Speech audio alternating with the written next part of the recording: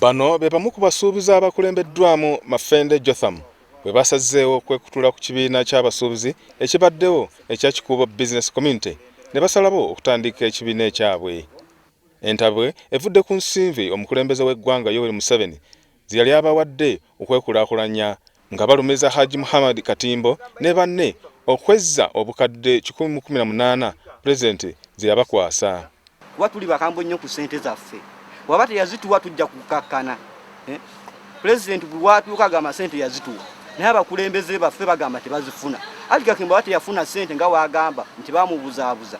Atubuulira abo bamubuzaabuza. Tulabe. We tusobeza mu process eno mutwawule.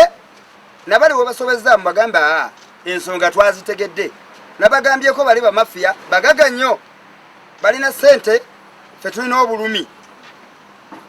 Balina ssente ffe tulina obulumi. Bizinesi zaffe bazise. Balandi road bakafiira mama duka makalo. Omwetisi bwatajja kasitoma kugula mu Kikuubo olwokuba bali bamutulugunya akafiiramu.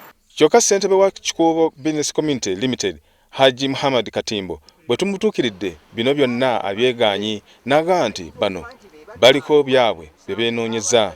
Oluusi mubimbuuza njagala oluusi mubijjeko ku gurawundi kuba bagamba pupu ekintu pupu muyinza namwe okukiverifyinga naye nze sikimanyi okujjako omujja wange ayagala kutwala ntebe naye ajje butwefuge oba ayagala kumulonda ayite mu system bakole ki. Omusajja Mafende bagamba ayagala bukulembeze.